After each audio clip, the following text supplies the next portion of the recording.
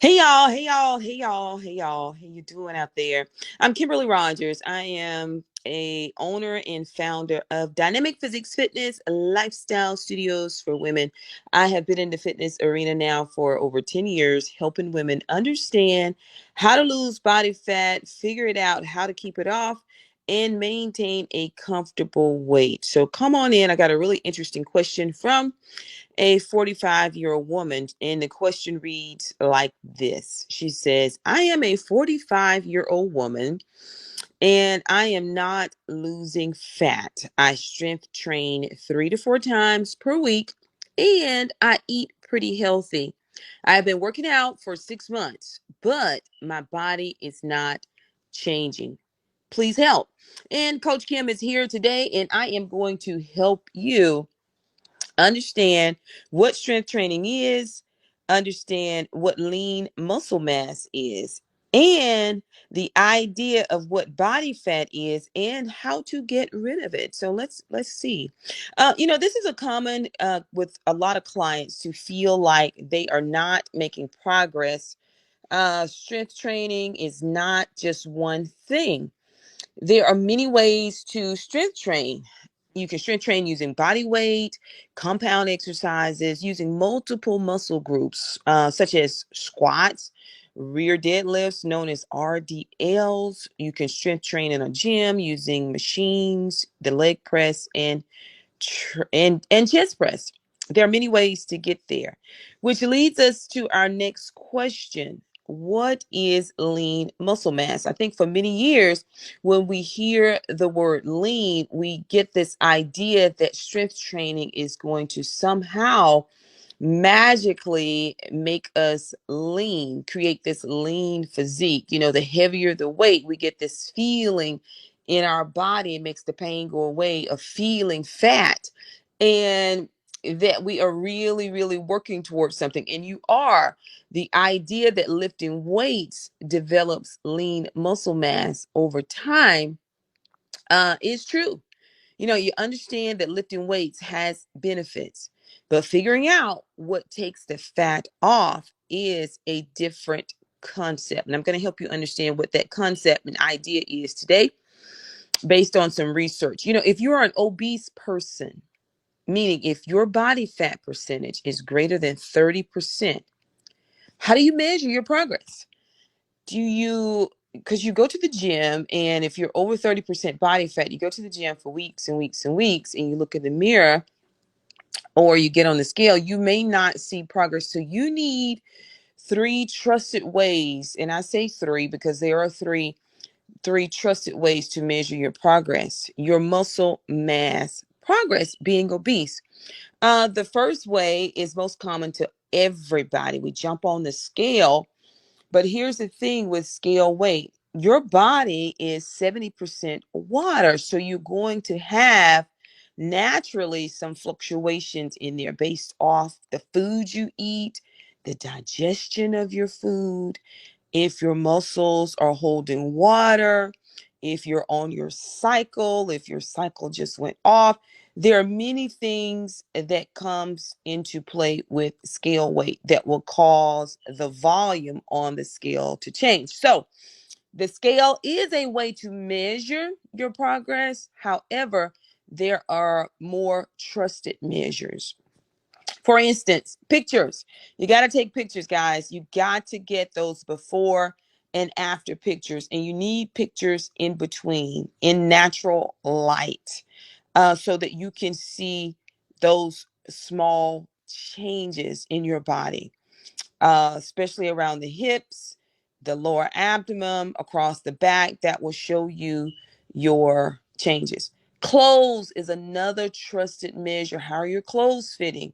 Did you have a pair of jeans that were once too tight in the waist and now you have a little bit more room in those clothes, in those jeans?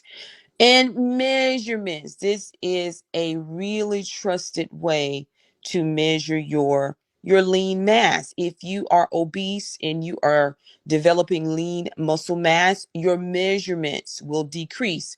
You really want to pay particular attention to your hips, your breasts, and your abdomen, because your abdomen has no waist muscle. There's no waist muscle there. So if your abs are decreasing, you are losing body fat.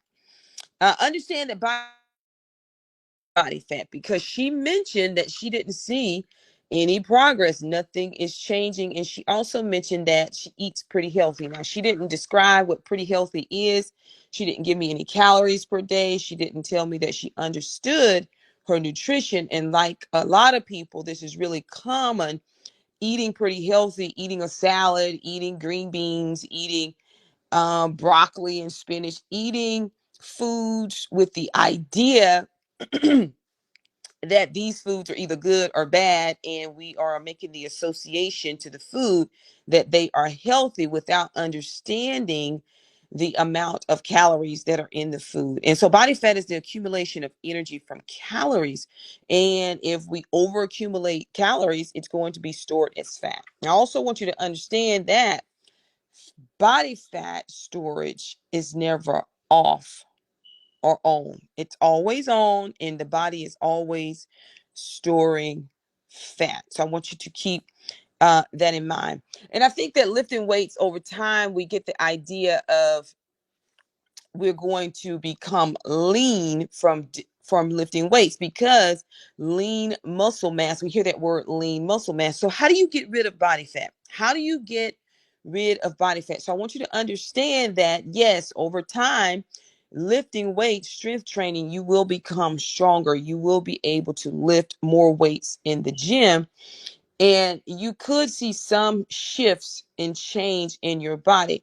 What people are wanting to see is the definition from the strength training. In order to see the definition from the strength training, here's how you figure out how to get the fat off. It is cardio, which is rhythmic activity, getting that heart rate above the resting heart rate. And most people don't understand what cardio is. They have an idea of cardio is jogging or running or sprinting. None of those are the cardio methods that I would recommend if you're after losing fat, because they target a totally different system in the body. Jogging, running, sprinting, hit cardio, all of those target your carbohydrates. So here's the one method that I recommend, and that's steady state cardio. And believe it or not, for maintenance, to maintain your fat loss, because what you don't want to happen, you don't want to get down, lose 20, 30, 40, 50 pounds and regain the fat back, regain the 30, 40, 50 pounds back. So what creates this maintenance stage? Something that you're able to continue to do for long periods of time. And that, my friend, is walking. I recommend that you walk. If you're not walking, then you could get on an elliptical machine. You could go for a bike ride, something that you're able to use for long periods of time. But I found that walking, most of us know how to walk. Most of us can walk. You have a pair of tennis shoes, and it's the easiest thing that I could recommend. Now, how far do you walk, and how much time do you spend walking, right? Because that's what fitness is. Fitness is the time you put in, it is the frequency of your walking, it is the intensity of your walking. All of those things play a factor when it comes to getting rid of the fat. So, frequency in walking, I recommend that you walk. Start off with 30 minutes per day, every day, up to, and increase that over periods of time, all the way up to 60 minutes per day. And you want to be walking at a rate where you're increasing your heart rate. Not just leisurely strolling. You may start off as leisurely strolling, but as time increases, understand that fat loss has a rate limiting process, meaning your body will adjust and your body will adapt to what you're doing. So you're going to have to increase your activity, your activity level, to get the fat off, especially when it comes to that last few pounds of body fat.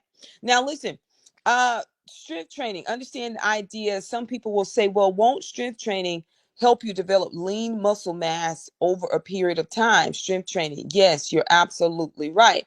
So what does that look like? Here, I want to help you figure out what strength training and developing lean muscle mass looks like for a 154-pound woman. Someone who weighs 154 pounds has a metabolic rate of 1,554 calories resting. That is her resting metabolic rate.